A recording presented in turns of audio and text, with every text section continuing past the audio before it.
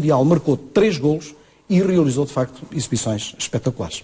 Foi fundamental até porque o papel dele foi como era no Benfica, porque aquela equipa da seleção, a linha avançada era toda do Benfica, portanto eles já jogavam de olhos fechados.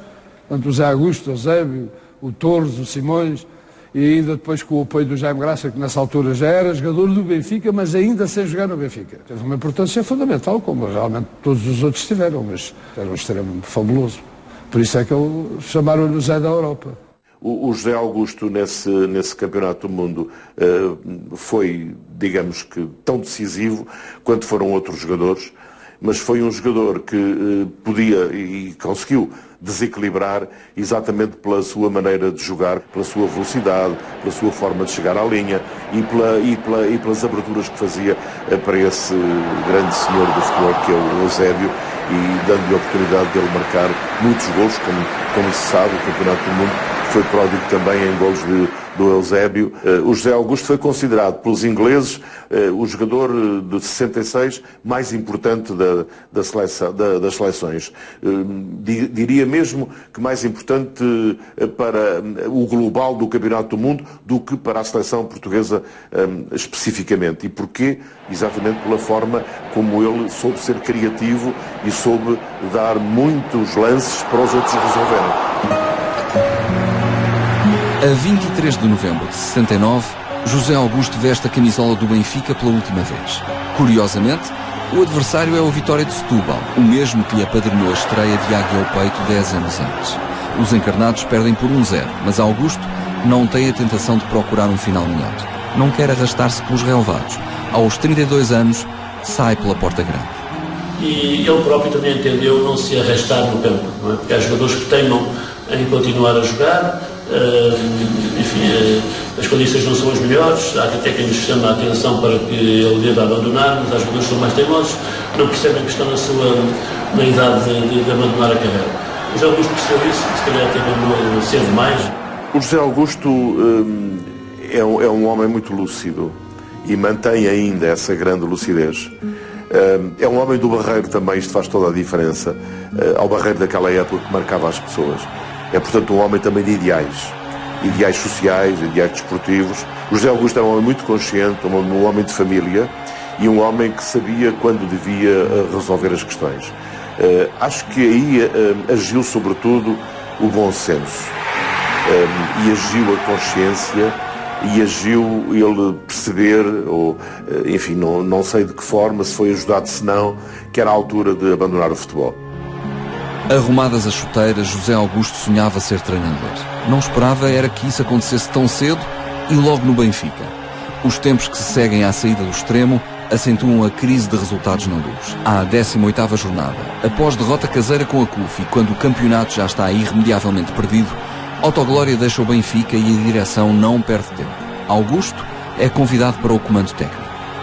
O José Augusto, de facto, cumpriu uma carreira de jogador que durou uma década, exatamente. Ele chegou ao Benfica em 1959 e deixou o Benfica como jogador em 1969-70, na época 69-70. Curiosamente, ainda jogou nessa época, aliás, mas ele, nessa época, termina como treinador. E, portanto, garantindo a transição entre Autoglória, que tinha saído do Benfica na sequência de um jogo no Estádio Nacional frente à CUF, que o Benfica perdeu por 1-0, num ano muito difícil para o Benfica, com a interdição do Estádio da Luz na sequência de alguns acontecimentos num jogo frente ao Belenenses. Portanto, um ano muito complicado para o Benfica e o José Augusto garantiu essa transição. Os dirigentes do Benfica entenderam que a situação transitória teria que ser resolvida com um jogador. E foi o José Augusto, com o José Augusto, orientar o Benfica até a final da época e conquistou uma Taça de Portugal como treinador. O Benfica venceu 3-1 o Sporting. E foi o José Augusto que orientou a equipa. O José Augusto era um jogador mais antigo, era um jogador mais conceituado também, um jogador com grande prestígio e logicamente que foi a seguir ao Autoglória. O José Augusto tomou, por assim dizer, uma continuidade do Benfica, portanto, e penso que o José Augusto foi um elemento, de facto, não só por ser grande jogador, mas também pela sua capacidade de gerir dentro da própria equipa, tinha uma influência grande e, portanto, e foi positiva a sua entrada nessa altura. O José Augusto foi sempre um homem de raciocínio. Era um capitão, podia ser um capitão de equipa exemplar.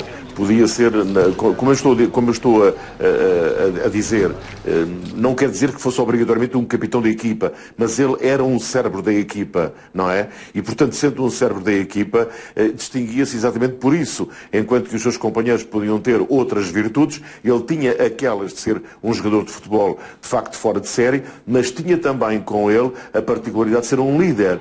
É uma missão difícil. O antigo internacional tem de liderar aqueles que eram seus companheiros de equipa há apenas 3 meses e levá-los a um final de época condigno. Assim faz. Com a dificuldade acrescida de ter de jogar no Estádio Nacional por interdição da luz até à temporada seguinte, empata nos 2 primeiros jogos, 2 confrontos difíceis com Boa Vista e Sporting. Depois, só registra vitórias até final do campeonato, incluindo um triunfo nas Antas por 2-1. Na taça, pega na equipa nos quartos de final e leva até ao Jamor. Vence o Sporting por 3-1 e torna-se o segundo profissional do Benfica depois de Fernando Caiado a saber o que é ganhar a taça como jogador e treinador. A direção queria que eu jogasse, jogador-treinador. Eu não aceitei. Entendi que não podia criticar determinada ação de um colega meu em campo, porque se eu estivesse a jogar também faria as mesmas asneiras que teria que fazer e não poderia chamar a atenção nem corrigir, porque, enfim, sujeitava-me a que o colega dissesse: mas tu também fazes a mesma coisa, não é? Estas coisas não podem ser feitas. Foi isso mesmo que eu expliquei. Não posso ser jogador-treinador, tenho que ser treinador, porque há coisas neste momento na equipa que têm que ser realmente bastante corrigidas e corrigidas de uma forma muito intensa, quer tecnicamente e sobretudo disciplinarmente. E isso corrigi e melhoramos realmente a época. O Benfica não estava a realizar um bom campeonato devido aos jogadores não estarem, digamos que, a corresponder às expectativas, àquilo que se esperava deles, e o Zé Augusto, que era um veterano que estava no Benfica desde o final da década de 50, os dirigentes encontraram no Zé Augusto um elemento importante como um jogador com muita experiência e também um homem do futebol com muita experiência e atento ao futebol, preocupado com o futebol, com as questões do jogo, as questões táticas, as questões físicas.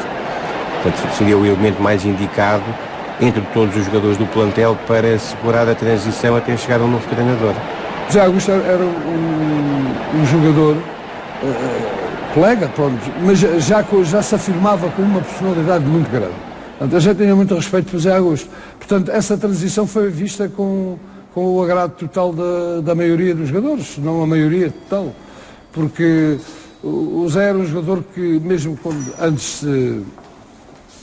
antes de ser chamado a treinador, já era um jogador que nos dava muitos ensinamentos, principalmente aos mais novos. Já se via nele qualquer coisa com jeito para treinador. O Zé Augusto era como treinador, era como jogador, era um tipo que tinha as suas ideias, um tipo que gostava de trabalhar, gostava de ensinar, não só pelo aquilo também que ele foi, mas por aquilo que depois, como treinador, também alcançou, como selecionador também. Portanto, foi sempre um homem com H grande e que gostava de ensinar aos mais novos.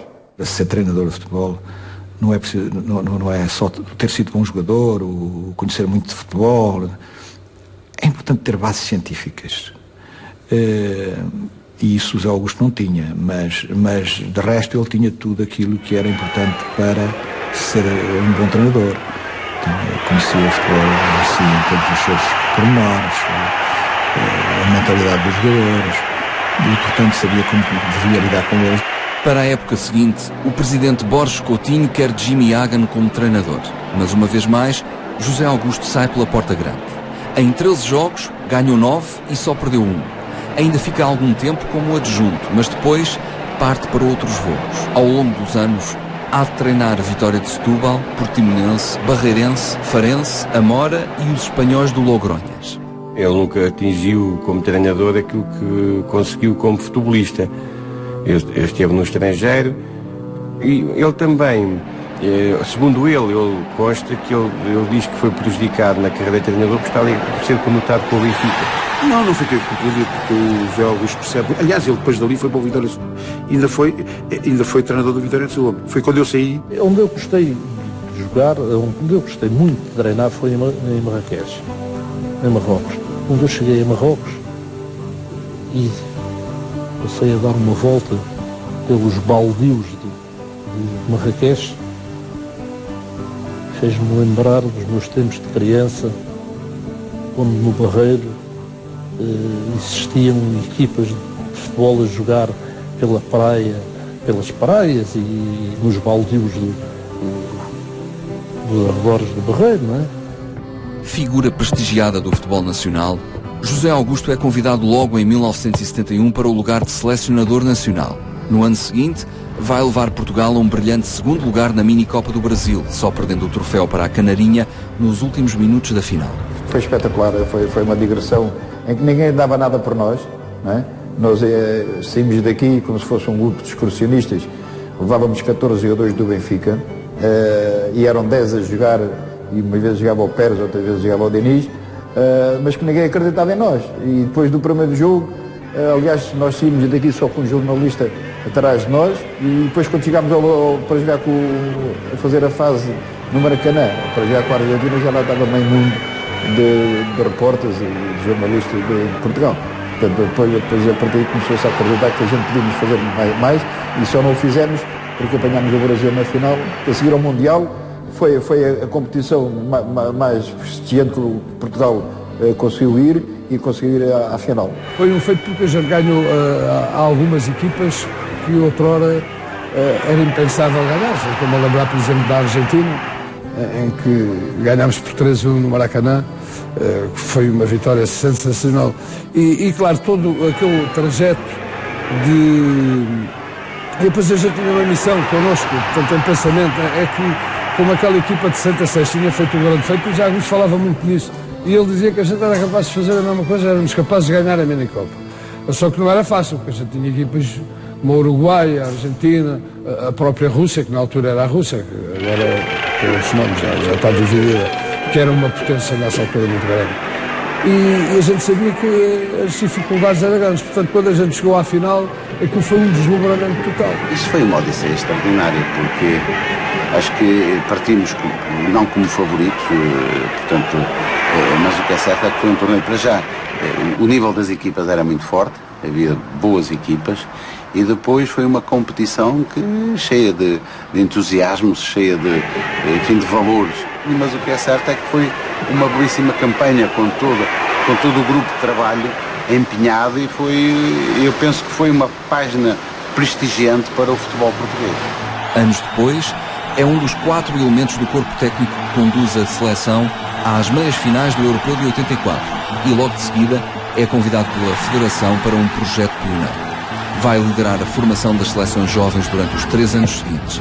Um trabalho que dará frutos anos mais tarde na chamada Geração de Ouro e onde tem por adjunto Carlos Queiroz. Património nacional, José Augusto desempenhou múltiplos papéis ao serviço de Portugal, chegando inclusivamente a orientar a Seleção Nacional Feminina. A Seleção Feminina evidencia muito aquilo que foi o José Augusto como treinador. Era um projeto inicial, ele iniciou. É evidente que quando se começa não é possível recolher logo os frutos daquilo que se começa. E ele começa com a Seleção Feminina, praticamente foi ele que fez a seleção, que a constituiu, que a organizou, mas estava muito em embrião e os resultados não podiam ser bons. Mas tudo o que vem a seguir, ninguém se pode esquecer de quem começou. E foi ele que começou, que deu importância à Seleção Nacional Feminina. Foi ele que deu importância à seleção. Até aí a seleção não era mediática, nem sequer se sabia que existia a Seleção Feminina. Não há dúvida nenhuma que o José Augusto, digamos, foi o primeiro impulsionador do desenvolvimento do futebol júnior em Portugal. Começou a ter outra visão daquilo que se poderia fazer, e depois teve de facto, digamos, a oportunidade de convidar o Carlos Queiroz para